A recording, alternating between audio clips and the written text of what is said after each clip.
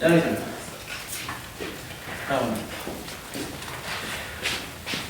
Permiso, disculpe, estar sentado.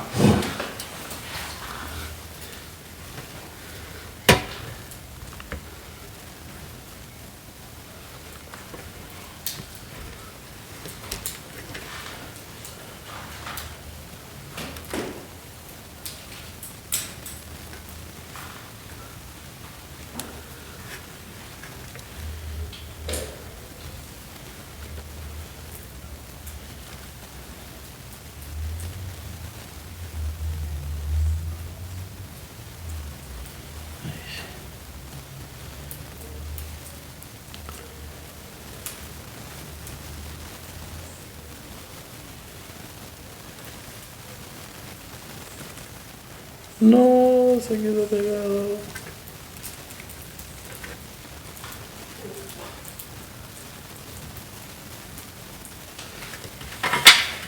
Se quedó pegado.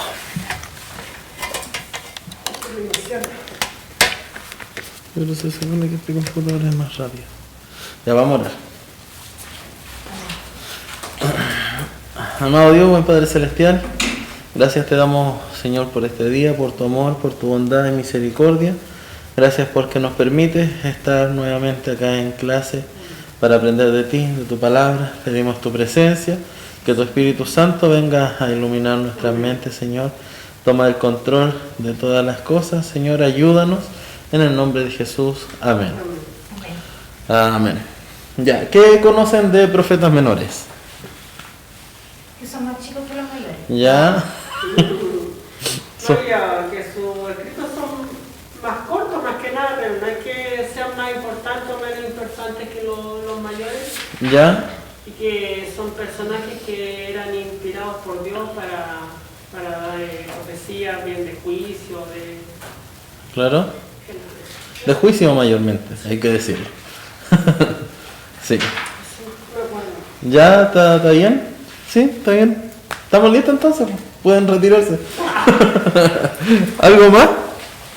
¿Algo más que puedan agregar a esa descripción? Yo recuerdo uno por lo más que nada me acuerdo mucho del profeta Jeremías. Ya, Jeremías es profeta mayor. Mayores. Sí. Entonces, no tiene nada que ver. Ajá. Ese era el llorón, ¿cierto? Sí. El llorón, sí, pues, el llorón. Él Sí, sufría pero con mucho. relación con el llorón al tiro. Sufría mucho él. Era me acuerdo bien. ya, pero no tiene sentido porque es menor, es mayor. Sí, es uno de los profetas mayores, sí. Sí, catalogado. De hecho, yo creo que parece que fui yo quien les dio profetas mayores. Creo que sí. Jeremías fue catalogado como un traidor de Israel, porque él profetizó que iban a ser llevados cautivos. Entonces no hay rey en el mundo que quiera escuchar eso. Entonces fue tomado como traidor, lo metieron preso, lo metieron a una cisterna así, llena de barro, y para ver si cambiaba el mensaje. Sí, no, sí, de verdad. Porque en el tiempo cuando él profetizó eso, había muchos profetas, de los falsos profetas, que digamos que cobraban por profecía y como les pagaban, finalmente decían lo que querían. En ese tiempo también se llamaban como, no sé, ahora uno puede llamar vidente y vidente uno dice, no, ellos son brujos. Claro, es que Pero en ese tiempo se llamaban así también. claro, uno también puede encontrar en la Biblia así como vidente a los profetas buenos, porque precisamente cuando hablamos de profecía, lo general es que es predecir el futuro, aunque no es solo eso. Profecía no es solo predecir el futuro, sino que... ¿Mm? Anunciar. Sí, es anunciar, claro, también, pero también es decir las cosas que están pasando. Es como declarar las cosas que están pasando. Y en ese ámbito los profetas son los personajes como que denuncian todo lo que está pasando. Si usted se fija, tanto en los profetas mayores como en los profetas menores, ellos hablan, claro, va a venir el Mesías, o va a venir la destrucción sobre Israel, y en un futuro lejano va a venir la restauración de Israel. Pero también dice, pero esto está pasando por estos males que están aconteciendo ahora. Hay idolatría y va, y hay... Pero más que contar lo que está pasando, entonces transparentan lo que está pasando. Sí. Porque cualquiera puede decir lo que está pasando. Claro. La voz profética en realidad es la voz que un poco que molesta. El profeta es la persona que nadie quiere escuchar. Uno lo ve, por ejemplo, cuando Samuel va a ungir a David. ¿Ya? Samuel no se considera así profeta, pero sí está dentro del rango de los profetas. Entonces, cuando Samuel va a ungir a David, Isaí, el papá de David, lo sale a recibir. Y la primera pregunta, antes de decirle bienvenido, hola, ¿cómo estás? Y le dice, ¿venía en bueno o venía en malo? O sea, transformándolo a nuestros términos, le pregunta así, ¿tú vienes en buena o vienes con algo malo? Porque el profeta no tenía compromisos con el pueblo. Ni aunque fuera un profeta pagado, tenía un compromiso. Porque el mismo Natán, profeta, que le enrostró el pecado a David, ¿cierto? ¿Se acuerdan de cuando David comete adulterio y se manda la media embarradita? Comete adulterio y además manda a matar al esposo de la mujer con la que se había metido. Bueno, después de eso, llega el profeta a la casa de David, era el profeta pagado por el rey, ya, porque no todos los profetas pagados eran malos. Llega a la casa de David y el profeta le cuenta una historia al rey David. Le dice, mire rey, usted que es tan sabio, tan justo, que es el hombre conforme al corazón de Dios, usted va a saber discernir perfecto lo que hay que hacer en esta situación. Resulta que tengo un vecino que tiene muchas ovejas, en su casa tiene muchas ovejas, pero ese vecino tiene otro vecino que tiene una sola oveja. Resulta que llegaron visitas a la casa del vecino que tenía más ovejas y en vez de tomar una de las suyas, fue y tomó una del vecino que solamente tenía una oveja. ¿Qué dice el rey que hay que hacer ante eso? David todavía no entendía nada de lo que estaba hablando, pero ahí sacó a relucir su hombría, se indignó terriblemente y dijo, ese hombre hay que matarlo inmediatamente. El profeta le dijo, bueno, ese hombre eres tú. Y hasta ahí le llegó el juicio a David. Bueno, los profetas, hermano, también la profecía eran inspirados a través de distintas cosas también, porque a veces eran con sueños, a veces con símbolos también. Sí. Varios medios. Sí, son distintas las formas en que los profetas son, como dice usted, inspirados. Hay veces que Dios le habla así claramente, que es la voz de Dios hablando a ellos. Otras veces son visiones, ¿cierto? Acompañado con la voz de Dios, como Ezequiel, por ejemplo, que también lo estudiamos en el Valle de los Huesos Secos, que Dios le dice, mira, habla, profetiza sobre esos huesos secos y diles que vivirán. ¿Ya? Entonces, claro, ahí a través de sueños, de visiones, la voz audible también de Dios, es un sinfín de formas. O sea, ¿quién fue que se le aparecieron también como unos símbolos, una pared nomás? Eso pasó durante el cautiverio. ¿Por qué se rezó? Eso pasó durante el cautiverio de Judá en Babilonia. Ya estudiamos libros históricos también. Entonces, Israel es cierto que se divide en dos. En un periodo de su historia iba todo bien. Tomó Salomón el reino, también iba todo bien. Y ya como empezó a cobrar muchos impuestos Salomón, la gente se empezó a enojar, como que se parece con lo de ahora. La gente se empezó a enojar. Vinieron otros reyes después de Salomón que tuvieron dos opciones: o hacerle caso a los viejos que le dijeron, oye, están cobrando mucho impuesto, la gente se está enojando, o seguir los consejos de sus amigos jóvenes que le dijeron, no, ¿saben qué? Cobren más impuestos todavía. Ellos siguieron el consejo de los amigos jóvenes. El reino se termina por dividir en el reino del norte, donde quedan 10 tribus, el reino del norte, el que conocemos como Israel, desde esa parte de esa historia. Adelante el reino del norte es Israel, y el reino del sur es Judá. ¿Ya?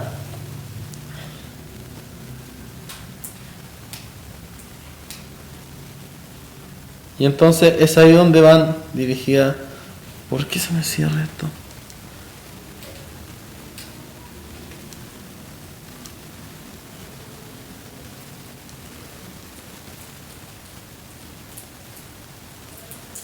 Ahí es donde van dirigidas todas esas profecías.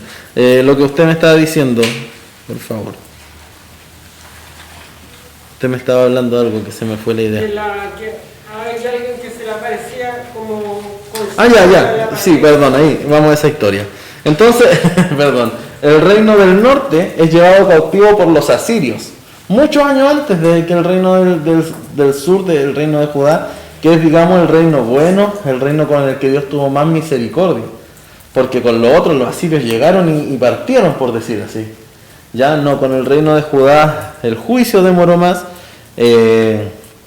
y claro, después fueron llevados cautivos por Babilonia, ¿cierto? Pero su estadía en Babilonia no fue tan mala que digamos. En esa estadía en Babilonia, el hijo de Nabucodonosor tuvo la brillante idea de tomar las reliquias o los tesoros del templo de Jerusalén que se habían llevado, ya, y dijo, ya, en estos vamos a tomar vino. Tomaron vino en eso, y los cuenta la historia que mientras estaban en la fiesta, un dedo apareció en la pared, ¿cierto? Y escribió. El rey no sabía, no tenía idea lo que decía, mandó a llamar a sus sabios, ¿cierto? Nadie le decía nada, pero por ahí estaba Daniel, ya de bastante edad, bien viejito ya, y Daniel le traduce, le interpreta lo que dice esa profecía finalmente, que decía algo así como: ha sido pesado, ha sido medido y ha sido hallado falto. ¿Era Daniel o Isaías? Daniel. Ese mismo día, ese rey murió y toma el poder o toma el control el reino de los medo-persas, que es el reino que sigue. Que recordarse que la historia de Israel se divide desde que es llevado cautivo el pueblo. La historia se divide en 4 reinos de ahí en adelante, que es el imperio babilónico, el imperio medo-persa, el imperio griego y el imperio romano, que son como los que dominan la tierra en esos tiempos, ¿ya? Y los profetas están a lo largo de todo ese periodo de tiempo. Ya, ahora que quedaron enredadas, vamos a partir con la clase. Lo primero que tenemos que entender con los profetas menores, vamos a tener que parar. Lo que decía la hermana Paola, que no ven con eso, ¿cierto?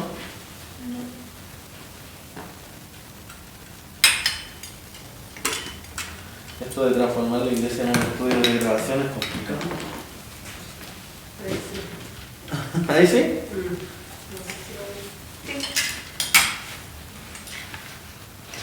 Pero lo primero que hay que entender en relación a los profetas menores es que sus nombres no significa que sean menos importantes, sino o que sus carreras hayan sido más cortas. Hay un profeta de los profetas menores que estuvo profetizando tanto tiempo como estuvo Isaías, y sus capítulos son súper poquitos, ¿ya? Entonces no tienen relación con la importancia o que los mayores son más grandes, no, porque todos ellos dicen palabra de Dios. Entonces es toda palabra inspirada, toda palabra salida de Dios, por lo tanto es toda profecía sumamente importante, ¿ya? Lo segundo que tenemos que entender, que los profetas, tanto mayores como menores, están a lo largo de toda la historia de Israel. Hermano, disculpe, Dígame. ¿está grabando la vez? ¿Sí? Porque si se la había olvidado. No, sí, estamos grabando. Los profetas menores están a lo largo de toda la historia de Israel, ¿ya? Tanto los mayores como los menores, y hay algunos periodos históricos donde incluso algunos de ellos se pueden haber conocido. Ya, en los profetas mayores hablábamos de eso, de que ciertamente Ezequiel con Daniel vivieron en periodos de tiempo súper conocidos, súper parecidos, súper cercanos, ¿ya? Entonces ahí nos deja más claro, un poquito, si quieren esa después se las mando, nos deja claro más o menos la cronología o en el tiempo que fueron escritas las profecías. Hay que recordar que la Biblia no está ordenada de forma cronológica, ¿ya? Sino que tiene otro tipo de orden no cronológica. Pero esa más o menos en los periodos de tiempo en los que escriben los profetas. Podemos dividirlos en 3. El periodo del reino, ¿cierto? Antes de la caída, en donde están los profetas que profetizan tanto al reino del norte como al reino del sur, ¿ya? ¿Cierto? Ahí está Abdías, Joel, Jonás, Amós, Oseas, Isaías, Miqueas. Todos ellos están antes de la caída de Nahum, Sofonías, ¿cierto? Ahí rayando en la caída de Judá. Si se fijan ahí hay 2 fechas que son súper importantes. Esa es el 722 a.C., que es donde cae el reino del norte, ya a manos de los asirios, 722 a.C.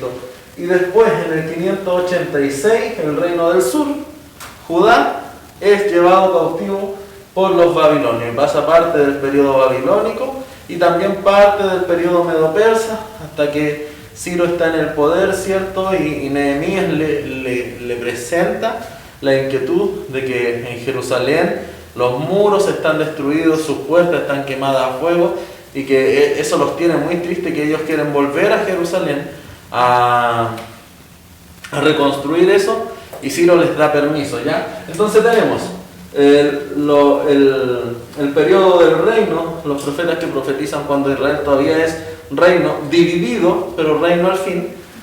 Tenemos a los profetas del exilio, ya que son los profetas que profetizan, okay, que son los profetas que profetizan justamente en los periodos del exilio, ya, y tenemos a Habacuc, ¿cierto?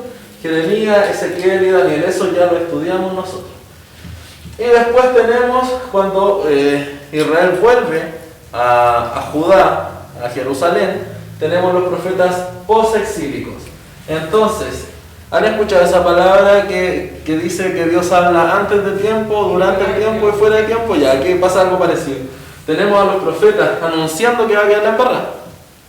Tenemos a los profetas diciendo que está pasando lo que ya se dijo. Y tenemos a los profetas que profetizan después de que todo pasó. ¿Ya? O sea, está como todo el periodo de tiempo. Estos profetas de acá llaman mayormente al arrepentimiento, a que volvámonos a Dios, ya pues chiquillos, cortémosla con esto, si no va a venir el juicio de Dios. Cuando llegamos a Jeremías, que Jeremías, si se fijan aquí, está un poquito antes de que empiece cierto el exilio. Jeremías ya no profetiza de arrepentimiento. Y por eso se le conoce como el profeta llorón, porque Dios cuando llama a Jeremías no le dice va a profetizar palabras para que el pueblo se arrepienta. No, eso mismo, Dios le dice, ¿sabéis que tú vayas a ir con el hacha y les vayas a ir a dar nomás? Y para Jeremías es algo súper fuerte, porque Jeremías, al igual que varios, que todos en realidad, estos profetas es un patriota, es alguien que ama a su pueblo, es alguien que ama a su país. Entonces imagínense ustedes, alguien que ama a su país decir que su país va a ser destruido. Entonces él la sufre, pues, por eso conocemos a Jeremías como el profeta llorón, porque él la sufre. Entonces él dice, antes de que pasen las cosas, dicen chiquillos, ya no hay escapatoria, estamos en la cuenta regresiva, vamos a ser llevados cautivos. Y están los periodos del último periodo, que lo que hacen finalmente es animar al pueblo, ¿ya? Es animar al pueblo, porque, claro, todo este periodo sirvió para algo, para erradicar, para eliminar del pueblo la idolatría. Ese fue siempre el mayor de los males de Israel, la idolatría. Dios les dijo, no se hagan imágenes, y apenas salieron de Egipto, lo primero que hicieron fue construirse un becerro de oro.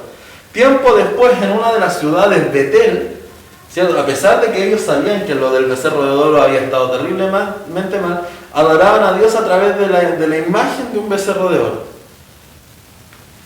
Ya acá tenemos al reino del norte, que empieza a ser profetizado no por ninguno de estos profetas, sino por el profeta Elías, ¿cierto? Que aparece por allá en el libro de los Reyes. Y el profeta Elías tiene una dura confrontación con el rey Acab, que dice la Biblia que no hubo rey más malo en la historia que el rey Acab. Según Dios, estaba Acab y después Hitler, de ahí para abajo todos malos, ¿ya? Pero según Dios, Acab había sido el peor rey, hasta antes de él era su papá el peor, pero llegó Acab y lo superó así con creces, ¿ya? Entonces, el gran problema de Israel fue siempre la idolatría, y gracias a la idolatría entraron todos los otros problemas. ¿Cuáles problemas? Problemas en el culto, problemas religiosos, problemas sociales, ¿cierto? Donde los ricos, los poderosos oprimían a los pobres, pero todo eso no parte desde ahí, sino que su génesis, o el comienzo de todos esos grandes problemas, estaba y partía en la idolatría, partía en que se olvidaron de Dios.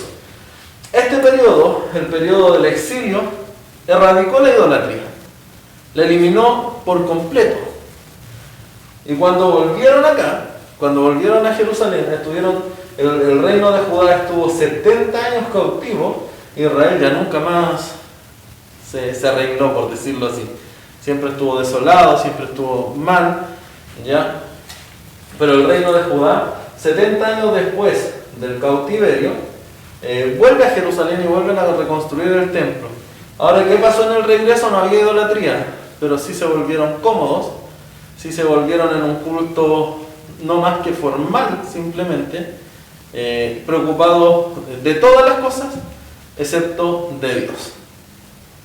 Ya, entonces, esto es más o menos así a grandes rasgos el esquema y de qué tratan nuestros queridos amigos los profetas.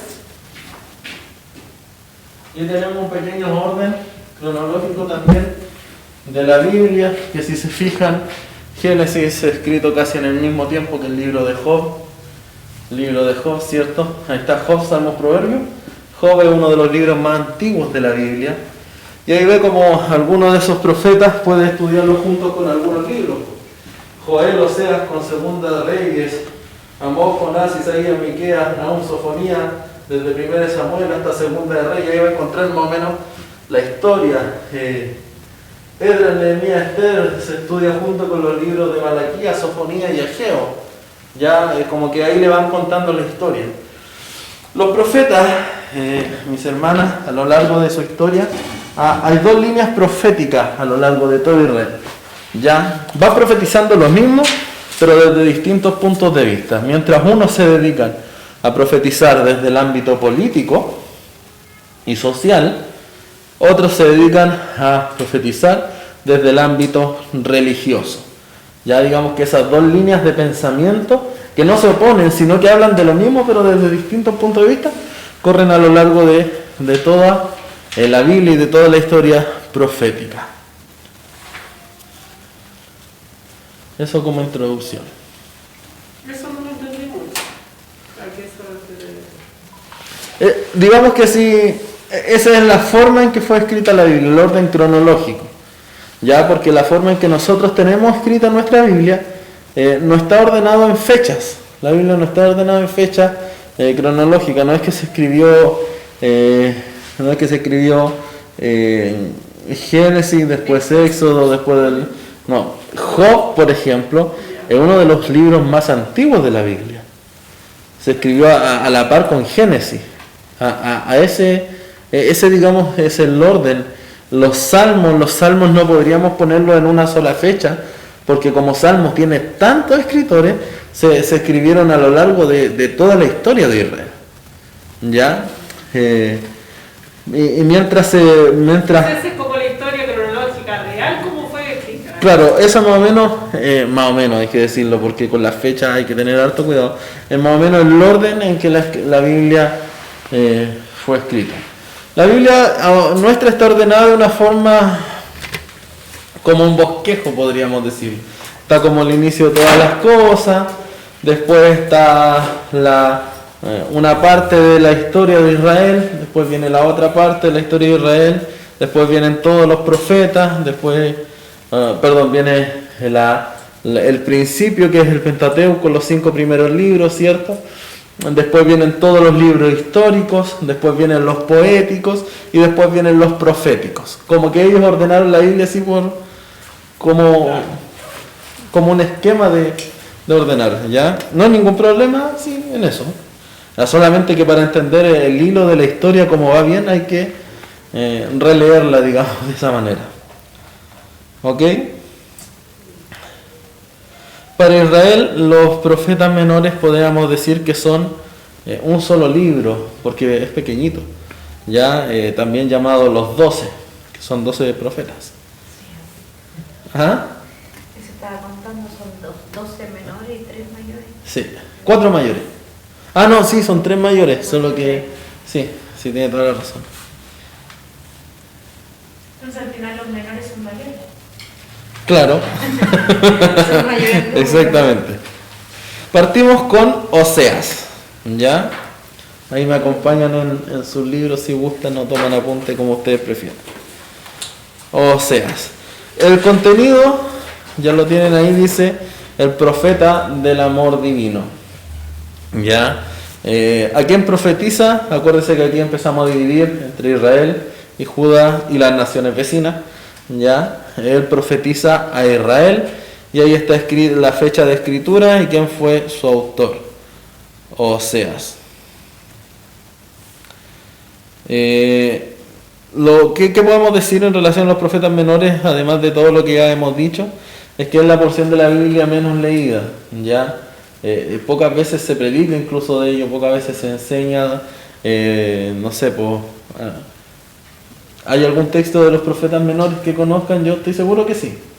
John, a ver, esta Osea, ¿cuál más tal? ¿Algún texto bíblico de los profetas menores que usted sepa? ¿Alguien ha escuchado el texto? Aunque le hieran, no florezca ni en la vida, sí. Este es súper lindo, ese es de los profetas menores. ¿Cuál? Ese, aunque en la higuera no florezca, ni en la vid haya fruto. Ya, ese es de los profetas menores, pero de repente no tenemos idea que claro, dentro de... Claro. Porque yo todavía no leo Osea. Ya. Osea todavía no puedo. O sea.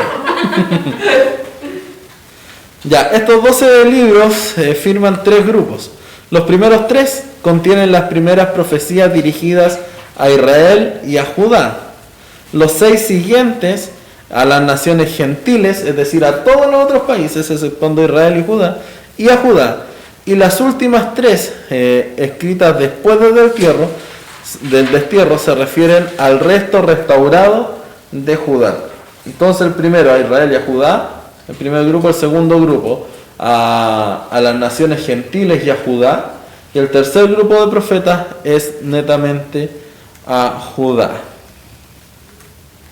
El libro de Oseas es uno de los más largos de los profetas menores, ¿ya?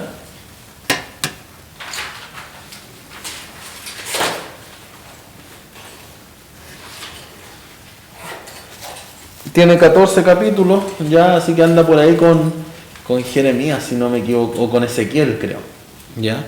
Anda por ahí en cantidad de capítulos. No hay dónde. No hay que acostumbrarse a esto. Ya. Como les decía, ¿se acuerdan que les decía que había un profeta que había profetizado tantos años como Isaías? Ya, ese es Oseas. Oseas profetizó más o menos 60 años. Estuvo profetizando y solamente le dieron 14 capítulos al pobrecito. ¿Ya? Digamos así que, ay, tan reconocido. ¿Ah? Así como, no sé, cuando uno habla de, no sé, pues de Job, de muchos más, pero o sea, como que no es muy... Claro, no, es que... Igual tiene hasta importancia. Y ese es el tema, que a los profetas menores se le da normalmente poca importancia cuando su mensaje es súper fuerte, es súper conciso, como les decía, y hay algo que entender. Los profetas no eran personas del cariño público. Claro, no eran muy admirados. No eran admirados, no era el ideal, yo quiero ser profeta cuando grande. Los profetas en realidad y en general son muy distintos a esos pseudo profetas que existen hoy en día. Y ahora, por ejemplo, ¿Cierto? Ahora están los profetas que se llenan de aplausos, se llenan de halago, pero el profeta no es alguien querido. ¿Por qué? Porque el profeta es alguien que va y dice la verdad así como está. El profeta no disfraza, no se anda con rodeo, no adorna la realidad. El profeta llega y dice las cosas. Acá en la iglesia yo pienso que es como que le dan demasiada importancia a eso, sí, pero hoy en día realmente existen. Yo siempre tenía esa duda. Depende a quién le pregunte. Si pregunta a otras corrientes de iglesia, le va a decir que sí. Si me pregunta personalmente a mí, yo diría que no. Yo diría que no. De hecho, las palabras de Jesús lo dejan súper claro. Los profetas, hasta Juan el Bautista, dijo Jesús. O sea, Juan el Bautista, el último de los profetas. ¿No sabía eso? Sí, según Jesús, dice, de los nacidos de vientre de madre, no me recuerdo bien el texto, pero hablando de los profetas, dice que el de los más grandes que ha existido ha sido Juan el Bautista. Y digamos que ahí hace un corte Jesús. O sea, Porque la profecía, o el oficio más bien dicho, el oficio del profeta tenía su propósito. Y ese propósito ya se cumplió. Ya se cumplió, el oficio profético ya se cumplió. No, la profecía sigue habiendo, si cuando leemos la Biblia hay dones proféticos. Eso le iba a preguntar, ¿Ya? porque cuando hablan de los dones, dice que hay el don de profecía, entonces Sí, ahí no entiendo. claro, el profeta es un oficio, alguien que se dedica exclusivamente a eso, pero cuando estudiamos cómo es el oficio profético, es muy distinto al don de profecía. El don de profecía es Dios viene y hablando y para el momento algo en particular en donde Dios usa a la persona que tiene ese don que Dios le ha dado. Sin embargo, el oficio profético es algo sumamente distinto y algo que tiene que ver casi totalmente con Israel. Cuando leemos la Biblia, aparte del Antiguo Testamento, en el Nuevo Testamento, no encontramos profetas.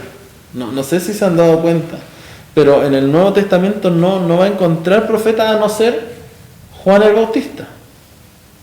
Y por ahí Pablo nombra a las hijas de un líder de iglesia que dice que son las profetisas, pero que cuando uno empieza a estudiar un poquito más, se da cuenta que lo que ellas hacían era una parte de ministrar la alabanza. ¿Ya? Esa era como su labor. Pero cuando uno mira ¿ya? Y da una mirada atenta al Nuevo Testamento, usted no va a encontrar a profeta alguno, porque no tienen razón de ser en el nuevo pacto. Porque ¿qué hace la profecía? La profecía trae juicio. Esa es la labor del profeta. Como les decía, por eso el profeta no es admirado, no es querido, porque cuando viene el profeta, viene palabra de juicio de parte de Dios. ¿Ya? Y ahora vivimos, digamos, en un periodo de gracia, donde ahora, más que la palabra de juicio, ahora lo que se está viviendo después del derramamiento del Espíritu Santo y en Pentecostés, es el anunciar el Evangelio, es el oficio apostólico, donde todos cumplimos ese oficio apostólico. En cierta manera todos somos apóstoles. Entonces, Porque apóstol, deme un segundito, porque apóstol significa enviado. ¿Ya? Esa es la definición así textual de apóstol, no tiene ninguna otra connotación así de una jineta más alta. No, apóstol significa enviado. somos todos apóstoles. Y somos todos apóstoles en ese sentido porque somos todos enviados. Ahora, apóstoles como lo fueron los 12 o los 11 más bien dicho que anduvieron con Jesús, es también otro cuento aparte porque también tuvieron su razón de ser. ¿Y cuál era su razón de ser? Poner las bases y el fundamento de la iglesia. De ahí en adelante tenemos toda la misma misión, pero un oficio profético en nuestros tiempos no tiene razón de ser, y sobre todo porque Jesús dice, hasta Juan el Bautista están los profetas, y de ahí en adelante cualquiera puede ser más grande que Juan. Entonces para mí así personalmente hoy el oficio profético, así como decir vamos a recibir a la profeta o vamos a recibir al profeta, para mí no. Es como decir, el don de profecía llegó hasta el Antiguo Testamento. No el don de profecía, el don perdura. Es confusión. Ya, el don perdura, la palabra profética perdura, la Biblia es palabra profética. Ya, porque tenemos que tener en cuenta eso. Profecía no es solamente anunciar lo que va a pasar. ¿Ya? Profecía también tiene que ver con sacar a la luz las cosas que están pasando. Ya, pero por ejemplo, como tú dices, de repente, claro, dicen en iglesia viene el profeta tanto y cobran hasta plata. Y, claro, es que ya partiendo de ahí la cosa está mal, pues sí. Ya, pues, Sí. pero por ejemplo, ¿cómo puedes tú poner en duda de decir ya, ¿y por qué se supone que él tiene el don de profecía? ¿Por qué no puede ser profeta? Eso es lo que no entiendo. Si se supone que, como dices tú, que hasta Juan fue para el Bautista, entonces eso no vale, no lo entiendo. Claro, es que tener el don de profecía no es ser profeta, así como tener el don de hacer milagros no es ser milagroso. ¿Me entienden? O sea, está el don de hacer milagro también. Están los 9 dones, ¿cierto? El de discernimiento de espíritu, de ciencia, el don de fe, don de hacer milagro. Que yo tenga el don de hacer milagro no me hace a mí milagroso, así como al que tenga el don de profecía no lo hace a él profeta, porque el oficio de profeta, el trabajo, podríamos decir así, de profeta, para mí ya no existe porque no tiene una razón de ser. Porque todo lo que ya se ha dicho, o sea, todo lo que se tenía que decir en relación a Israel, en relación a Judá y en relación a la iglesia y en relación al mundo, ya está dicho. Entonces, ¿qué más podemos agregar a eso? ¿Tiene sentido el don de profecía? El don de profecía es muy distinto. Ahí está, ¿Ya? no entiendo. Porque los dones en general, dice la Biblia, que son para edificación de la iglesia. Ya. Por lo tanto, el don de profecía actualmente sirve para edificar a la iglesia. No tiene que ver ni con Israel, no tiene que trasciende ver, más allá de solamente claro, de la edificar la iglesia, Lo que iglesia. dice la palabra. Claro. Y ese don debe sujetarse siempre a la palabra. Ya, por ejemplo, cuando una persona, un ejemplo, la misma pastora, ¿Ya? cuando ella habla en lengua Claro. y dice, no sé, como cualquier otra persona que suya, Cristo va a venir, eso ya, la profecía ya está dicha ya. Pero ella está, al final de cuentas, está profetizando igual. ¿Algo que ya está dicho? Sí, pues ¿por qué? Porque la profecía, y hablando del don de profecía, debe estar sujeta a la palabra. No se puede profetizar nada que esté fuera de la palabra. Por eso la iglesia no es llevada o no es dirigida por profecía, no es dirigida por sueño, sino que es dirigida por la palabra. Por lo tanto, si alguien profetiza, ya ese que profetiza tiene que hacerlo, digamos, enmarcado dentro de la palabra del Señor. Algunas veces la profecía va a ser textual de lo que dice la Biblia. Y muchas veces creo que lo hemos escuchado, que alguien se pone de pie y dice, así dice el Señor, que vengo en breve, prepara tu alma, ¿cierto? Prepara tu vida, te está a cuenta. Ya, esa profecía está de acuerdo a la palabra del Señor. Pero no significa que la hermana o el hermano que se separó es un profeta. No significa eso. Es alguien usado por Dios para dar un mensaje que la iglesia necesita para ser edificada. No así cuando, por ejemplo, te habla en particular a ti, te dicen, te va a pasar esto, qué sé yo, eso no. Es que eso también puede ser profecía. Ya, eso también puede ser don de profecía, pero recuerde algo. Toda profecía debe estar sujeta a la palabra de Dios. Yo no puedo decirle, hermana, así dice el Señor, que hoy día va a llover oro sobre su casa. Eso no tiene sentido. Y le pongo un caso muy ridículo, pero ¿qué ha pasado? Ya le pongo un caso muy ridículo. Pero la palabra o la profecía debe estar sujeta a la palabra del Señor. Y la profecía actualmente debe tener 3 matices que hacen que ella sea verdadera. Ella debe confrontar, ella debe exhortar y ella debe consolar. O sea, la profecía, el don de profecía, actualmente lo que la Biblia nos dice en relación a los dones para la edificación de la iglesia, ella debe decirnos lo que está pasando. No, a alguien que está haciendo las cosas mal, Dios le va a hablar de la forma que Dios quiera. Puede ser público. Entonces, ¿existe la profecía? Sí, el don de profecía. El oficio de profeta, no. Que usted tenga el don de profecía no significa que usted sea profeta. Porque la labor de profeta ya no tiene razón de ser en la era de la iglesia. El profeta aparece en el periodo, más bien digamos, de la ley. Como el oficio no tiene nada que ver con el don. No, para nada. Son 2 cosas totalmente distintas. Es como decir nosotros, pues, yo le puedo enseñar alguna cosita a usted, pero no significa que yo sea profesora. Es una cosa nomás que yo sé. Exactamente. Así es como lo veo yo. Ya, pero a grandes rasgos es más o menos eso. Son 2 cosas diferentes, en 2 tiempos diferentes. Los profetas están puestos todo en el tiempo de la ley. Ustedes ya estudiaron dispensaciones, ¿o no? Sí. Ya, los profetas, si usted se fija, están todos puestos en el tiempo de la ley. Desde Elías hasta Juan el Bautista, todo en el tiempo de la ley. Y si ustedes se fijan y leen el Nuevo Testamento, de ahí para adelante no hay más profetas. Porque ya no tienen razón de ser los profetas. Porque no había nada más que decir. Claro, porque todo lo que había que decir en relación a Israel, a Judá, a la iglesia y al mundo lo dijeron ellos. ¿Ya? Y ahora el don de profecía tiene relación únicamente con la edificación de la iglesia. Ya, vamos a avanzar. Oseas. Vamos de nuevo con él. Como les decía, uno de los libros más largos de los profetas menores, 14 capítulos, contemporáneo de Isaías, ¿cierto? Incluso empezó su labor un par de años antes, pero no tiene tantos capítulos como Isaías.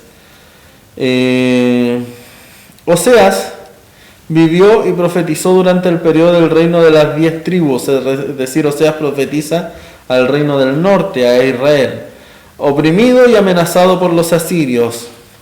Y parece que sus profecías se refieren principalmente a estas circunstancias, así como la destrucción final de Israel por Asiria. Asiria fue para Israel lo que Babilonia fue para Judá, el destructor elegido. Y así, aunque suene dura la palabra, Dios eligió a esas naciones para destruir, o para castigar, más bien dicho, a su pueblo.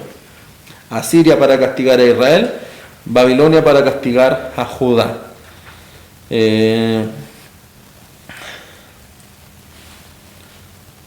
La opresión asiria, así como las opresiones de las naciones cananeas durante el periodo de los jueces. Cuando hablamos de los cananeos estamos hablando de los babilónicos también, ya de toda esa tierra. ¿Por qué se debía la opresión de Asiria sobre Israel? Es por el pecado de Israel. Jamás se habían practicado antes en Israel peores idolatrías, anarquías, tiranías, asesinatos, adulterios, borracheras, hurtos, mentiras y demás pecados groseros. El conocimiento de Dios estaba olvidado y los sacerdotes eran los líderes de la desvergüenza. Entonces estaba todo terriblemente corrompido en Israel. ¿Y quiénes eran los únicos que debían, digamos, tener las cosas bien, de los que ser ejemplo? Eran los líderes en hacer las cosas malas.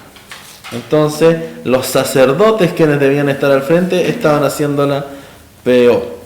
Así como Jeremías, ¿cierto?, es el profeta llorón de Judá, Oseas es el profeta llorón de Israel. Él también las sufre todas, las llora todas, es un patriota que ama su tierra, ama su patria, por lo tanto, él ve con mucho dolor las palabras que Dios está hablando a su pueblo. Ya acerca de él dice que parecían correr en lágrimas que casi borraban las amenazas y las acusaciones, es decir, el tipo lloraba y lloraba harto, ya.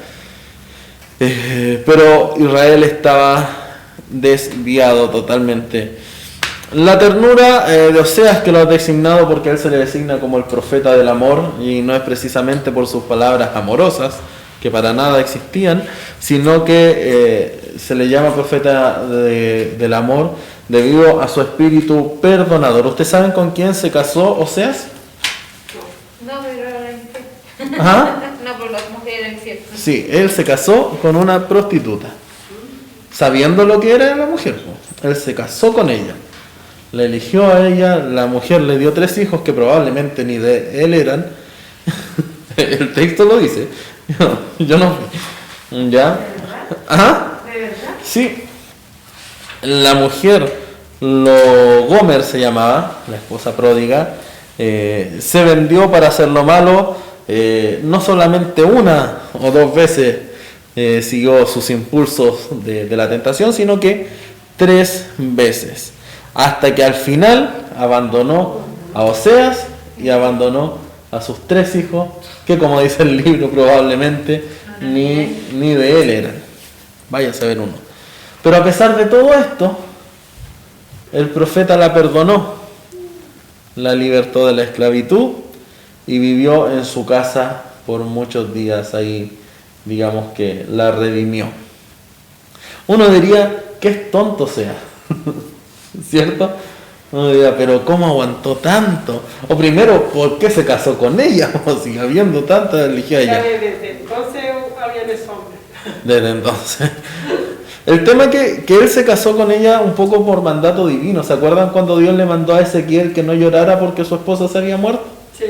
Ya, aquí pasa algo parecido. Es como terrible eso, le dijo. Tu esposa, le dijeron, tu esposa murió, y Dios le dijo, no llores a tu mujer. Y eso era para demostrar al pueblo, que el pueblo lo viera y de, qué hombre más insensible, no vistió luto, ni lloró por su esposa. Y en esa forma, Ezequiel también dijo al pueblo, bueno, esa es la reacción o la relación que ustedes tienen con Dios, son insensibles y no les importan las palabras del Señor. Le aseguro que Ezequiel estaba destrozado por dentro. Si ser profeta no era fácil, ¿se da cuenta cómo es difícil, cómo es diferente la cosa con ahora? Bueno, y Dios manda y José se casa con esa mujer para demostrar el gran amor que Dios le tiene a su pueblo. Y así como esta esposa... Fue como un tipo de... Exactamente. Así como esta señorita, ¿cierto?, engañó a su esposo las veces que se le dio la gana, Israel hizo exactamente lo mismo con Dios. Exactamente, fue tras otros dioses, engañó a Dios, presentaba sacrificio aquí, allá. Entonces, más o menos, esa es la razón por la que él se casa con esta mujer. Los 3 capítulos que son los primeros de dolor doméstico, que son, resumen todo el libro, demuestran la relación que hay entre Dios y su pueblo, revelando su tierno amor. No obstante, la rebelión e infidelidad, seguida por el castigo y el rechazo de Israel, con su eventual arrepentimiento, y el profeta pudo comprender la angustia de Dios por el adulterio espiritual de su pueblo. ¿Qué más profetiza, entre otras cosas? Dijimos que ya él profetiza el castigo de los asirios y todas esas cosas. Él profetiza el castigo de Judá y la restauración final de Israel y Judá. Hay algo muy importante que todos, absolutamente todos los profetas, tanto mayores como menores, profetizan. Como se dice, ellos van con el hacha ahí a dar sin miedo, pero ellos terminan diciendo hay esperanza al final de todo. Que un día, ¿cierto?, así como somos esparcidos por todas partes del mundo, un día seremos recogidos de todas partes, y ese es el mensaje final de la profecía de cada uno de los profetas, la restauración final de Israel como un solo pueblo. ¿Ya? Un texto de ese versículo, de ese libro dice, volverán y buscarán a Jehová su Dios y a David su rey. Cuando se hace referencia, para que los tengamos más o menos claro, a David gobernando para siempre en Israel, en el Antiguo Testamento está hablando directamente a Jesús. Ya en el Antiguo Testamento no conocían a Jesús, ¿cierto? Pero hubo una promesa sobre David. De hecho, en las dispensaciones también lo estudiaron, que es el pacto davídico. ¿Ya? ¿Qué significa el pacto davídico? Que el reino de David no tendría fin, iba a perdurar por siempre. Y eso a través de David, no, a través de Jesús, que viene, ¿cierto?, del linaje de David. Qué lindo. Seguimos, profeta Joel, el profeta del Pentecostés. ¿A quién le profetiza? A Judá. Está escrito entre el 8:10 y el 7:95. Todo esto antes del cautiverio, antes del juicio, ¿cierto?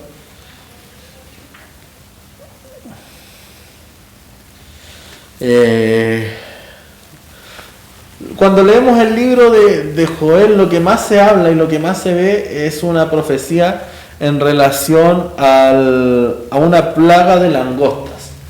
¿Ya? Esa es como lo que más remarca del libro de Joel, aparte del otro tema que es bastante importante, que es el tema del derramamiento del Espíritu Santo, donde se ve la forma más clara, está en el libro de Joel.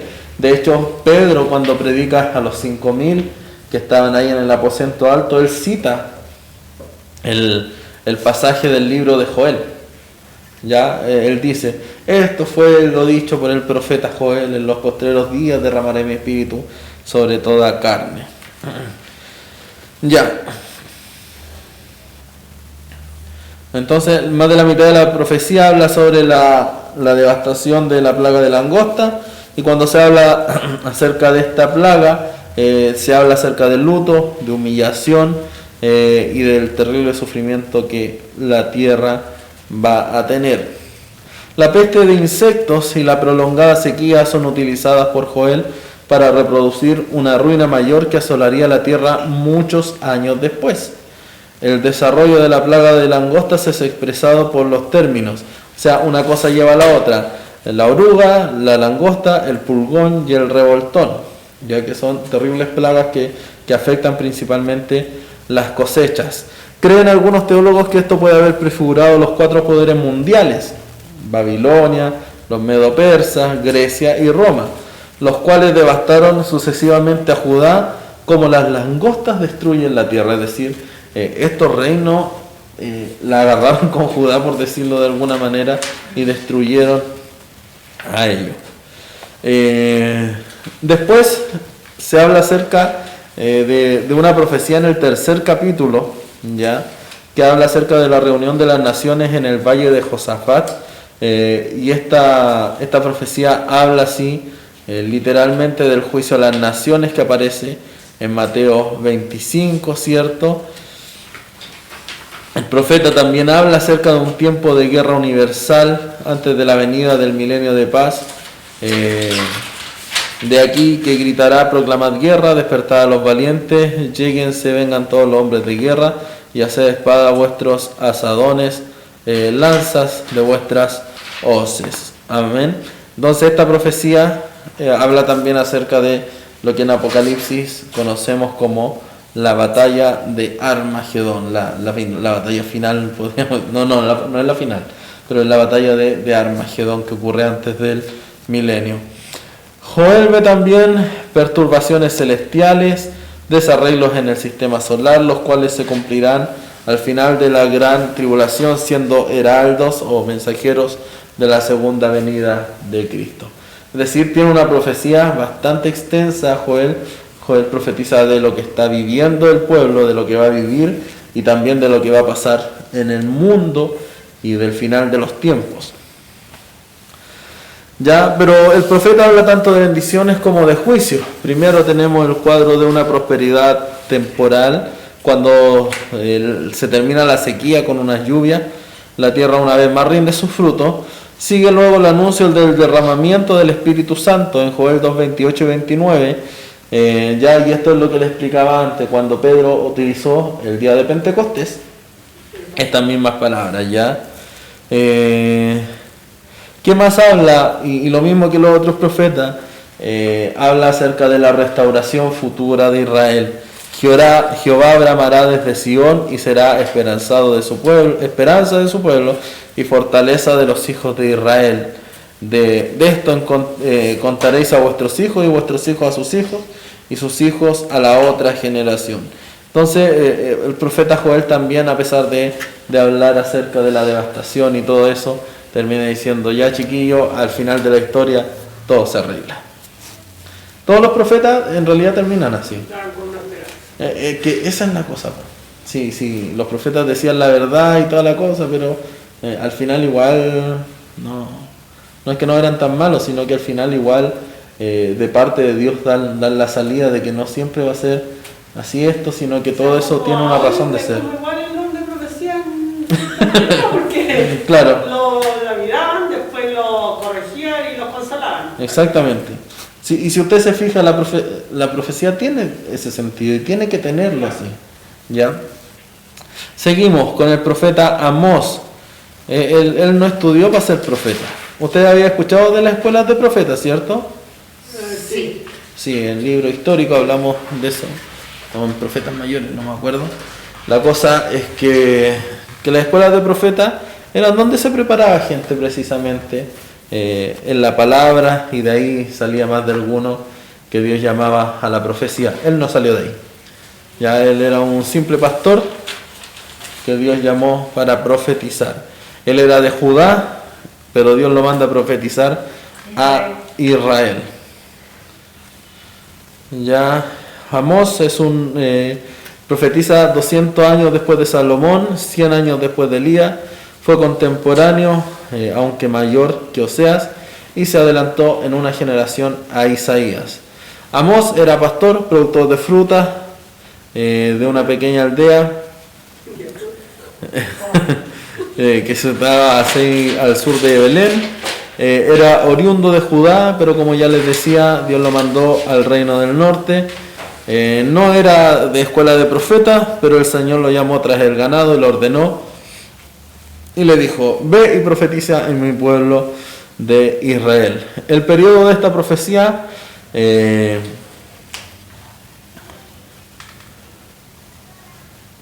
es fijado 2 años antes de un gran terremoto que afligió la tierra en los días de Usías, monarca de Judá, que aconteció durante el reinado de Jeroboam II. En menos de 40 años esta nación hubo de ser destruida, pero antes de su derrumbe había llegado a la más alta prosperidad de toda la historia. Estaba en paz con Siria y Asiria no se había convertido aún en una potencia formidable. Jeroboam II pudo recuperar mucho del antiguo imperio de David y Salomón, y sus conquistas incluían Damasco y hay otras ciudades. Dios manda a Amós a profetizar a Israel cuando las cosas estaban yendo todas bien. Había prosperidad, las cosas se estaban arreglando, con los sirios estaban bien, los asirios todavía no aparecían en la historia. Esos son 2 pueblos distintos, por si acaso, Asiria y Siria, ¿ya? Son 2 pueblos distintos. La prosperidad que siguió este prestigio nacional fue desastrosa. Los ricos edificaban casas veraniegas y palacios invernales de marfil, dentro de los cuales reposaban sobre almohadas de seda, mientras explotaban miserablemente a los pobres. La corrupción era espantosa, pero su peor aspecto, con todo eso, lo peor era la idolatría, verdadera causa de toda la miseria y vergüenza de Israel desde que Jeroboam I instituyó la adoración de los becerros de oro en Betel. ¿Se acuerdan lo que le he contado hace un ratito? Eso. Amós, ¿cierto? Sí, Amós. Amós era un hombre pobre, la verdad. Ya, Amós es un hombre pobre. Y como hombre pobre fue llamado a profetizar en una tierra rica, en donde él comienza a hablar acerca de los males terribles que están aconteciendo en ese lugar. ¿Cuáles eran los males terribles? Que los ricos se hacían más ricos a costillas de los pobres. Los pobres no solamente seguían siendo más pobres, sino que eran esclavizados y maltratados por aquellos que tenían más. ¿Cuál es lo peor de todo esto? O más bien dicho, ¿por qué empieza todo esto? Porque el pueblo se olvidó de Dios. Empezaron a ser idólatras. Y como yo siempre digo, si se olvidan de Dios, de ahí para abajo está todo mal. Ahí no adelanta querer arreglar los problemas sociales, no adelanta querer poner en orden las cosas, traer justicia. Si la cosa no está bien con Dios, de ahí para abajo siempre todo está mal. Amós empieza su profecía citando a Joel y concluye su discurso con el mismo lenguaje con que Joel finaliza su profecía, sugiriendo así la idea de que conocía al profeta que le había precedido. Su tema, el tema de Amós, era la responsabilidad por los pecados nacionales y su drástica exhortación: aparéjate a venir al encuentro de tu Dios, oh Israel. Es una llamada de atención súper fuerte y es como decirles: ¿saben qué? Dios les viene a pedir cuenta, así que vengan los que estén listos. Y Amós fue muy inteligente porque no apareció al tiro con la profecía en contra de Israel y de las terribles cosas que estaban haciendo. Él empieza por otro lado, empieza primero a atacar a los otros vecinos. Les dice algo así como: así dice Jehová, los sirios van a desaparecer, los asirios van a desaparecer, todos nuestros enemigos, Dios va a cobrar venganza, incluso Judá. Imagínense, eran hermanos y se tenían mucha mala con Judá. Qué raro que pase eso entre hermanos. Bueno, eran hermanos y se tenían mucha mala con Judá. Y les dice: no, y con Judá la cosa también va a ser fea. Entonces se ganó el aplauso de todo Israel, hasta que les tocó a ellos. Entonces hay una frase que él repite constantemente que dice: por 3 pecados de Israel y por el 4 no desviaré el castigo. ¿Qué significa eso? Es como chiquillo, ya les di todas las oportunidades, ahora lo que les vengo a decir es que ustedes están castigados nomás. Por 3 pecados de Israel y por 4 no desviaré el castigo. Es decir, iba a haber castigo sobre Israel sí o sí. Ya. Con respecto al castigo que iba a haber sobre Israel, Amós dice que vendría hambruna de oír la palabra de Jehová, ¿cierto?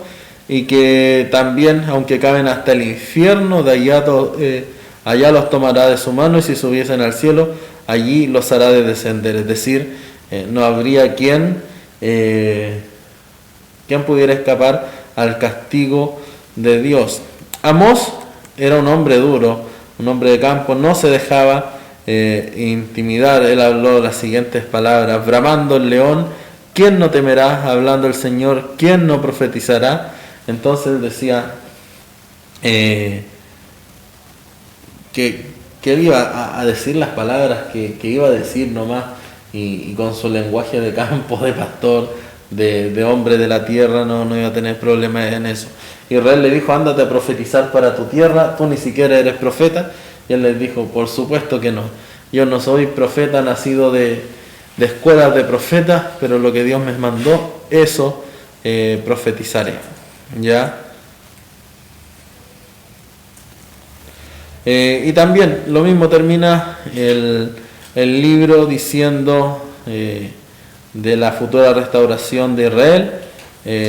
Declaró que Dios libraría a su pueblo del cautiverio con esas palabras: pues los plantaré sobre su tierra y nunca más serán arrancados de su tierra que yo les di, ha dicho Jehová, el Dios tuyo.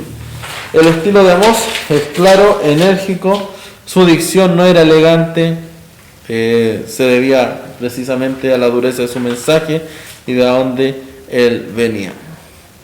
Muy bien. Miqueas, que es el profeta de la paz universal, habla primeramente a Israel.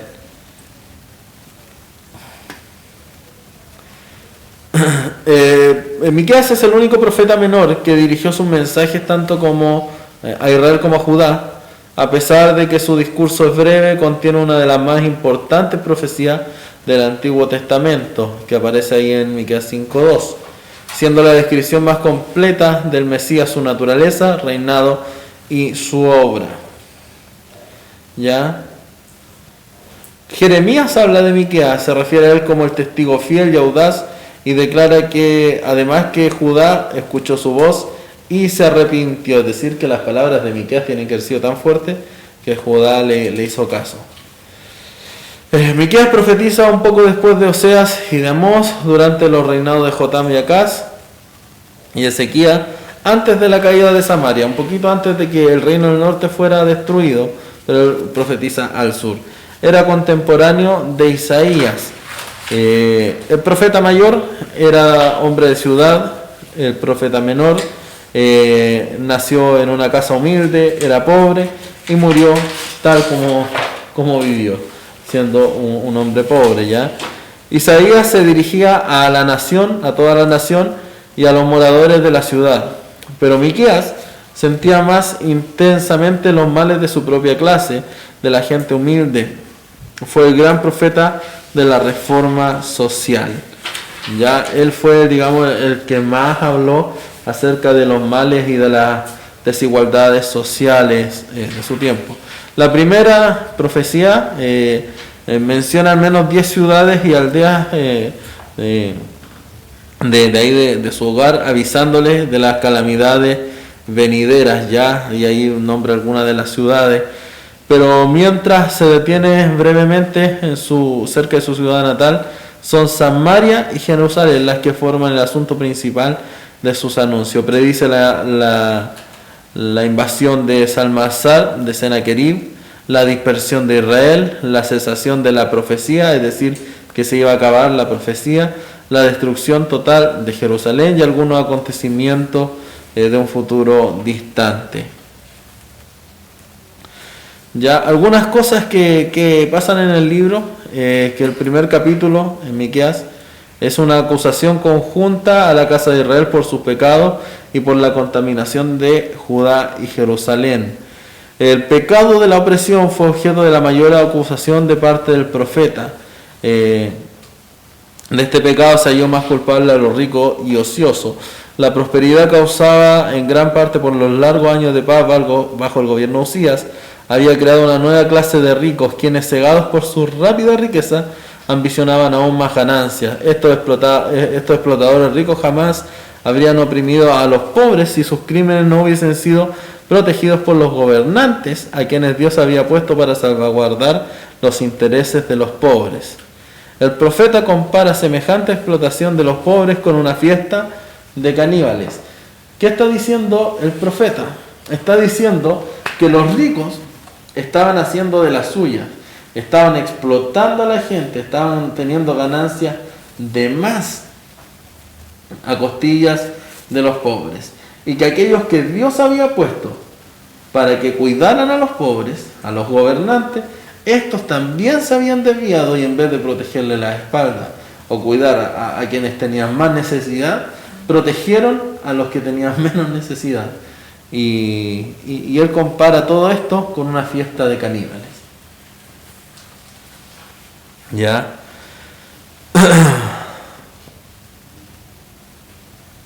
Habían falsos profetas que obviamente justificaban todas esas cosas, ¿ya?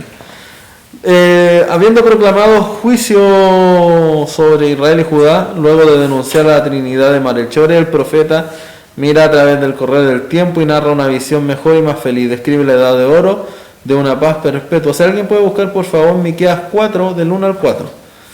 Una edad de oro de una paz perpetua de la que han de participar todas las naciones de la tierra.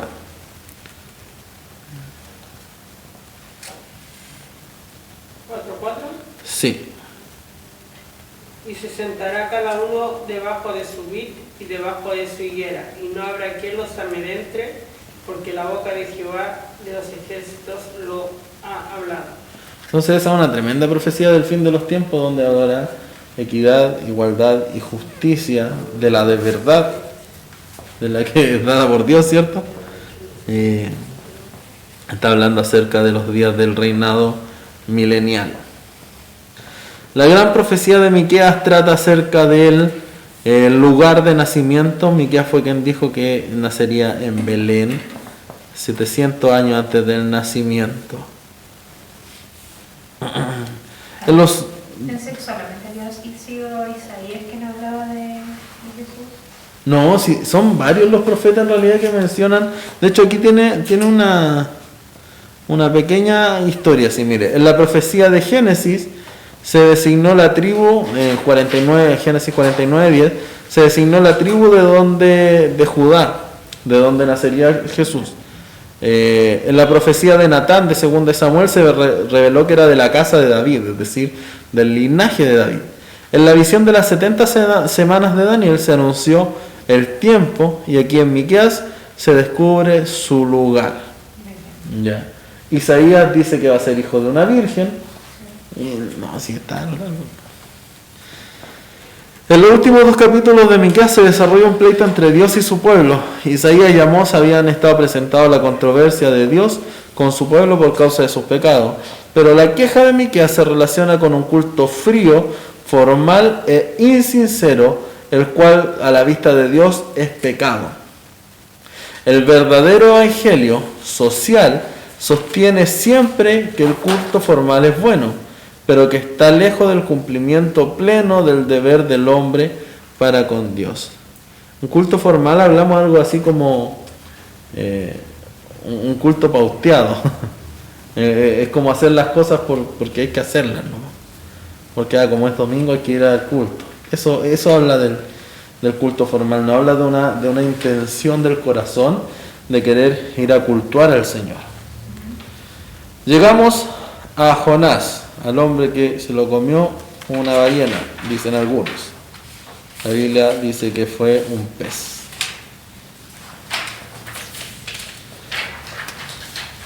Es el profeta de la misericordia a los gentiles.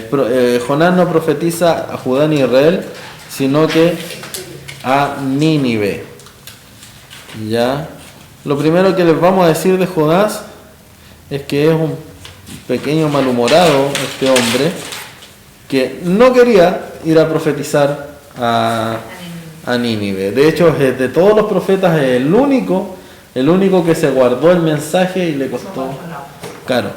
Se me olvidó haberle puesto el mapa, yo iba a poner Nínive. Para ir a Nínive ni siquiera necesitaba tomar barco, pero él fue al puerto para dirigirse a Tarsis. Tarsis queda cerca de España, mientras que Nínive queda ahí cerquita en Medio Oriente, que para el otro lado quiso irse. ¿Ya?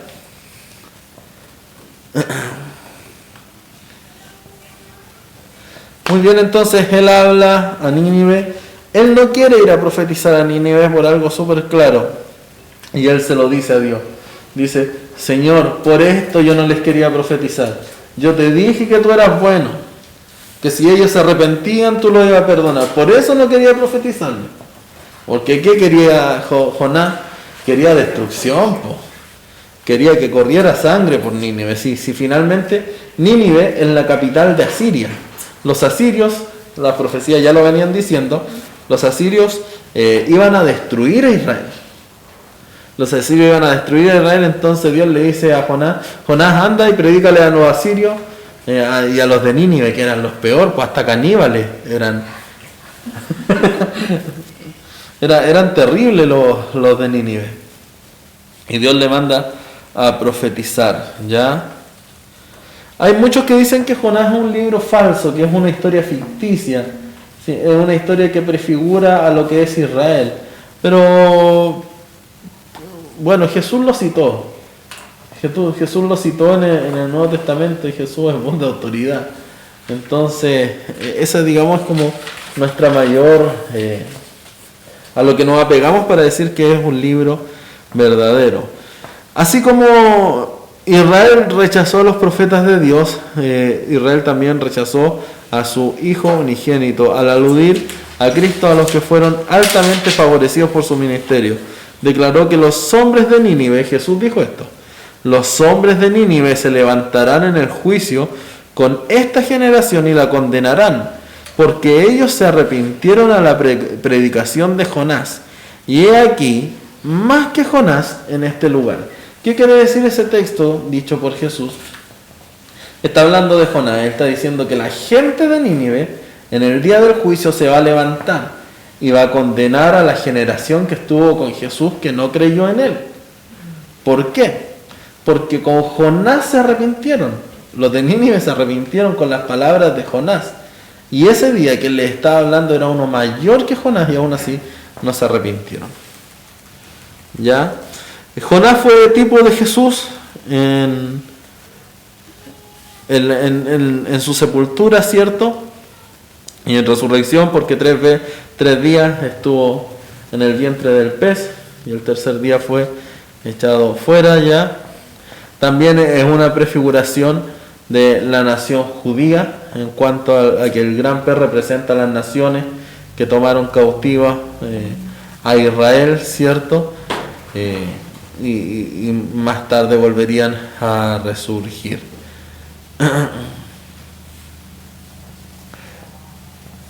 Y eso es más o menos lo que es Jonás. Habla acerca de Asiria.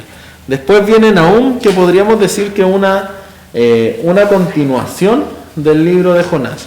Pero mientras que Jonás es el profeta del arrepentimiento para los asirios, Nahum es el destino del reino asirio. Digamos que Dios salvó a través de Jonás a esa generación de los asirios, pero había una condenación sobre ese pueblo a causa de todo el mal con el cual afligirían a Israel. ¿Ya? Como les decía, el libro de Nahum no es sino una continuación de Jonás. Estos dos libros proféticos forman partes integrantes de la misma historia moral.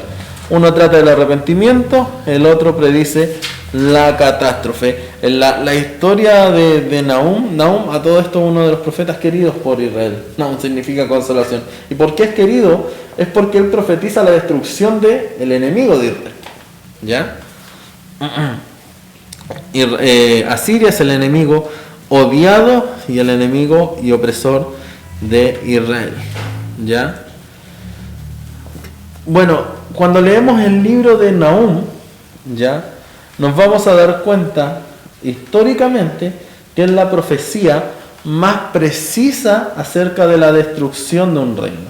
¿Cómo se destruye Asiria? Los asirios fueron sitiados por los caldeos y por los persas. ¿Ya? Fueron sitiados durante 2 años, pero no le pasaba nada a la ciudad. Aunque estaban en sitio, ellos estaban súper bien, los asirios. Pero ¿qué pasó? El río Tigris subió su caudal, destruyó unas de las partes de las murallas de ahí de Nínive, ¿cierto? De Asiria, y ahí pudo entrar los otros ejércitos y fue destruido. Todas estas cosas, Nahum las profetizó 100 años antes de que ocurriera. Imagínense, con una precisión que da miedo.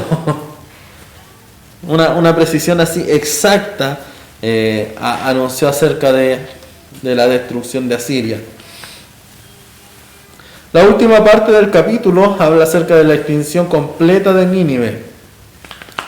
Ya, el hecho de que una ciudad tan grande y antigua fundada por Nimrod desapareciera tan completamente que ni aún en su lugar se conocía, suscita tanto el asombro en nuestros días como cuando la profecía fue declarada. Las 2 verdades sobresalientes de la profecía de Nahum son la fidelidad de Dios para con su pueblo y que no obstante su gran paciencia con sus enemigos, ha de llegar el día en que su ira será mucho mayor y más terrible a causa de esa misma paciencia. 2 verdades terribles. ¿Ya? Y llegamos al profeta Habacuc. Entramos en el cautiverio ya.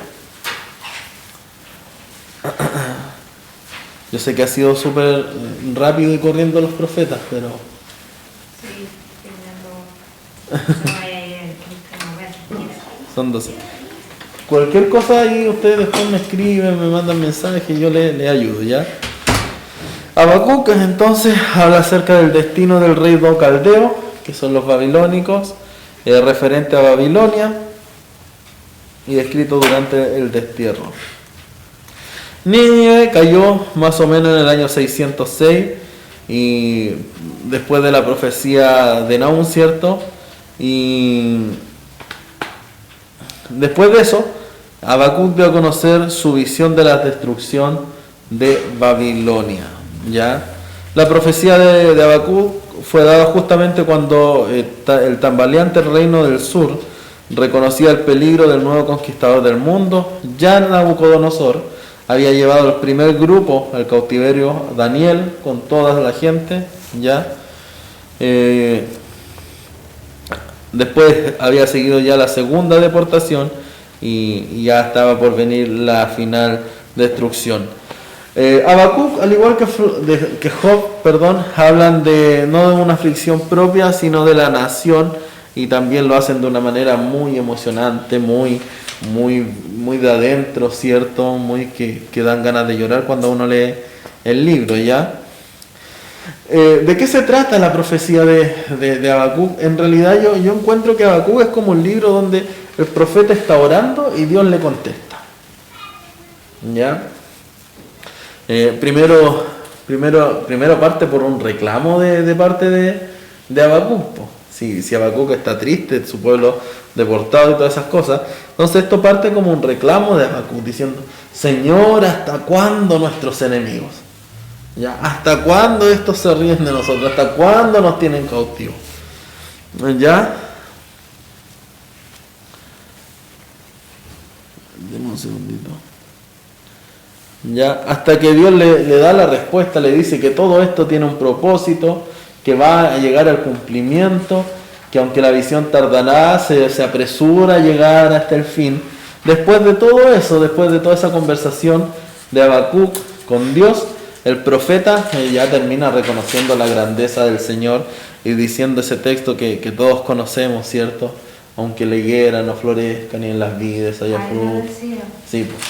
Entonces es un tremendo texto, una tremenda historia, porque parte como un reclamo primero, es como que se va, yo me imagino así al profeta, como que va así, se arma de valor, va, le reclama todo a Dios y termina chiquitito adorando y reconociendo la grandeza de Dios y que sus propósitos son perfectos y eternos en todas las cosas.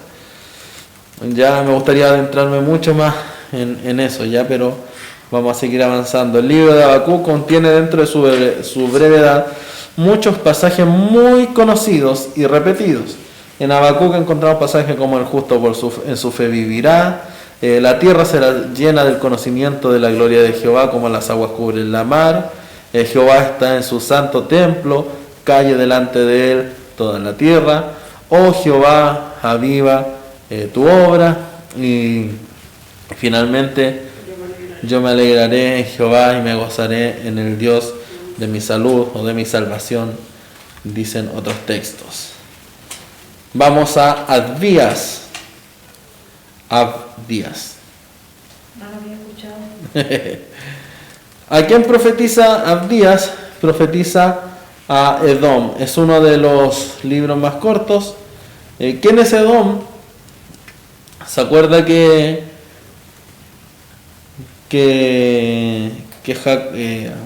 Isaac tuvo dos hijos? Uno era Jacob y el otro Esaú. Ya, de Esaú viene una descendencia de otro linaje, que son los edomitas, que son los enemigos, y nuevamente encontramos la enemistad ahí en la familia. Son hermanos también, son hermanos de Israel, hermanos de Jacob, y hay una tremenda enemistad. Y no solamente una enemistad así por así, sino que los edomitas odiaban a Israel. Fue tanto que cuando Israel escapó de Egipto y pidieron a los edomitas pasar por sus fronteras en el camino a la tierra prometida, estos les prohibieron, solamente porque eran israelitas, no les dejaron pasar. Los edomitas eran unos agrandados, creían que nadie los iba a destruir. Ya ellos habían construido sus casas o su nación ahí en las montañas, en las rocas, y Dios les dice: la soberbia de tu corazón te ha engañado, tú que moras en las hendiduras de las peñas, en tu altísima morada, que dices en tu corazón: ¿quién me derribará a tierra? Entonces eran un pueblo tremendamente orgullosos y todo eso, pero aún así fueron destruidos, ¿cierto?, a causa de su enemistad, de su odio y de su rivalidad con su hermano Israel. ¿Ya? ¿Por qué odiaban a Israel? Porque el Dios a quien Israel adoraba había prosperado esa nación en marcado contraste con Edom. Cuando Israel viajaba hacia la tierra prometida, Edom le había negado el paso por sus fronteras. Ese comportamiento para con el pueblo escogido de Dios trajo sobre los edomitas juicio divino, y aunque sus alianzas y la seguridad natural de sus habitantes en las montañas postergaron el día de su castigo, no pudieron escapar. ¿Saben cómo Abdías habla acerca de este pueblo? Él habla acerca de el pueblo contra quien Jehová se airó para siempre. Imagínense. Así se refiere a ellos. Sí, como que Dios se enojó por siempre con ellos. Y también, al igual que los otros, Abdías, como Nahum, Habacuc, no concluye su profecía sin hablar de la futura restauración de Israel, señalando con cuidado que ellos poseerían la tierra de Esaú. Qué importante es poder enseñar bien a nuestro hijo. Hubo una mala enseñanza ciertamente de Isaac sobre sus hijos y de la madre de Jacob y Esaú sobre sus hijos, porque para llegar a ese nivel de odio hay algo detrás. Y cuando uno ve la historia de esos pueblos, de Jacob y Esaú, ve como la mamá de Jacob tenía favoritismo con su hijo, como el papá tenía favoritismo con el otro hijo, y eso finalmente trajo terribles consecuencias, no solo presentes, sino que a futuro, consecuencias que hasta el día de hoy existen. Estamos casi terminando, ya vamos a Sofonías, que es el profeta de la desolación. Esta es una profecía concerniente a Judá. Sofonías es el primer profeta del periodo caldeo, es decir, de cuando ellos fueron llevados cautivos, de la cautividad. Ya apareció en el reinado del buen rey Josías durante los primeros días de Jeremías. Había pasado casi 100 años desde que Israel fuera llevado por Asiria y la caída de Nínive estaba cercana. Además, dentro de 20 años los primeros cautivos de Judá serán llevados a Babilonia. Él está como en realidad un poquito previo a la cautividad. El trágico fin que Israel tuvo un efecto correctivo sobre el pueblo de Judá solamente durante el reinado de Ezequías. Es decir, Judá vio que Israel había sido castigado y por un poco de miedo se arrepintieron por un tiempo. Después volvieron a lo suyo. ¿Ya? Bajo Manasés y Amón sus pecados no tuvieron límite, y cuando Josías subió en el reino, el reino se encontraba en un estado de degeneración espiritual y moral. La gran obra reformadora de este rey piadoso no había comenzado cuando Sofonías comenzó su ministerio, de manera que su mensaje no solo debe haber alertado al rey, sino que debe haber llamado la atención al pueblo al arrepentimiento. La evidencia de su degradación moral y su indiferencia a los derechos que tenía Dios sobre ellos la tenemos en expresiones como estas: Jehová ni hará bien ni mal. Sus príncipes en medio de ellas son leones bramadores, sus jueces locos de tarde, sus profetas livianos, hombres prevaricadores, sus sacerdotes contaminaron el santuario. Mire qué linda opinión que tenía el profeta acerca de la gente.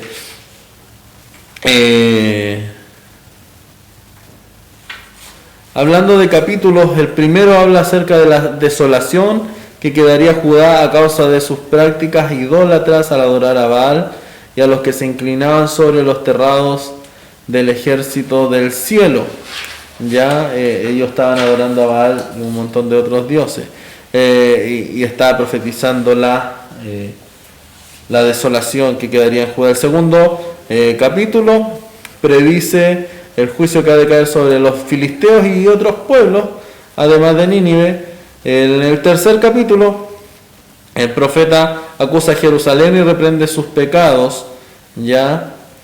Y la profecía también termina con la promesa de una futura restauración. Él dice: el resto de Israel no hará iniquidad, ¿ya? Ya, digamos que después de cuando fueran restaurados ellos, que eso aún no ocurre, esa es una profecía que aún no ocurre. Dice que Jehová ha aportado tus juicios. Todas estas promesas, todas estas profecías, tanto de los profetas mayores y menores, con respecto a la futura restauración de Israel, es de todo Israel.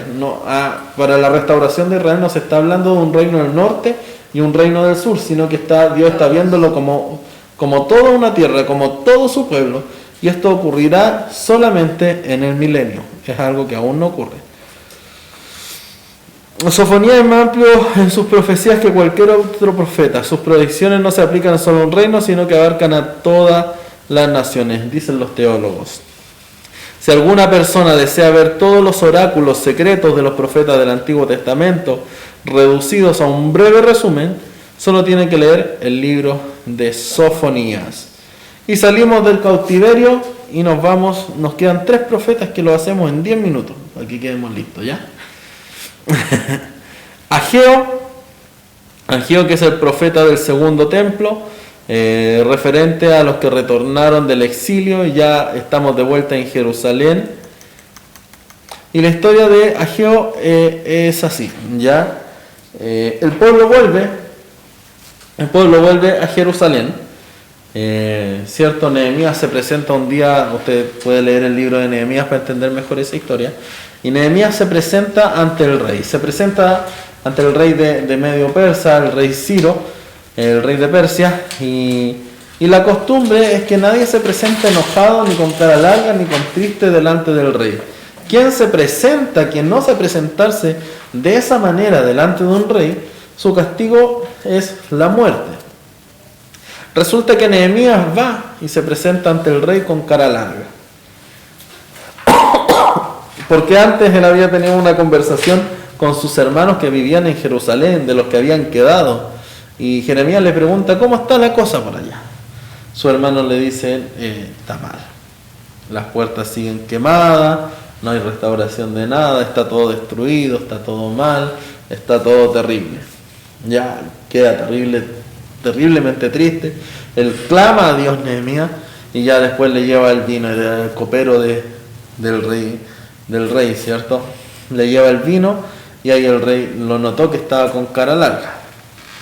Pero ahí se nota que Nehemías halló una cierta gracia delante de ese rey, o tenía una cierta confianza con ese rey, más allá de ser el copero, porque un copero era una persona de suma confianza del rey. ¿Para qué estaba el copero? No era solamente para llevarle el vino, era para probarlo antes de que se lo tomara el rey, por si tenía veneno el vino. ¿Ya?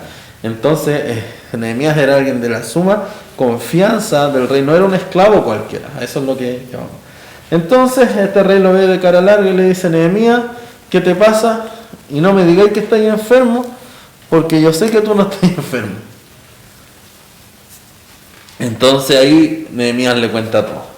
Le dice, usted sabe de dónde soy yo, que nos trajeron para acá, y acabo de hablar con mi hermano y está todo destruido, y yo quiero pedirle permiso para que usted me deje ir a reconstruir las cosas para allá. El rey le dice, bueno, anda, le da digamos, algunas cartas para que vaya a donde el señor de la leña, a Lisi y al Construmar y al Home Center para que lleve un poco de material para allá. Y bueno, se devuelve un grupo para Jerusalén. Entre esos se devuelve Ageo. Llegan a Jerusalén, comienzan a reconstruir todas las cosas, pero resulta que a los muchachos se le acabó el ánimo luego, porque están los samaritanos que le empezaron a tirar la pega para abajo, le empezaron a decir no, que esto no va a funcionar, que esto no aquí, que esto no. Incluso dentro del mismo pueblo decían no, sabéis que esto no va bien, esto no va a resultar. La cosa es que ya dejaron la obra parada 15 años, la reconstrucción del templo, 15 años parada. Y ahí vino la palabra sobre Ageo. Ya aquí no existe idolatría, ¿cierto? El cautiverio había borrado toda la idolatría. Llega Ageo, ¿cierto? Y Ageo da 3 profecías. Y las 3 profecías hablan acerca de elevar el espíritu. Son palabras de aliento para que el pueblo vuelva a la reconstrucción del templo. ¿Ya? Y el pueblo se quejaba. Y vamos a verlo súper junto también con el otro profeta que viene, que es Zacarías, que están precisamente en el mismo periodo de tiempo.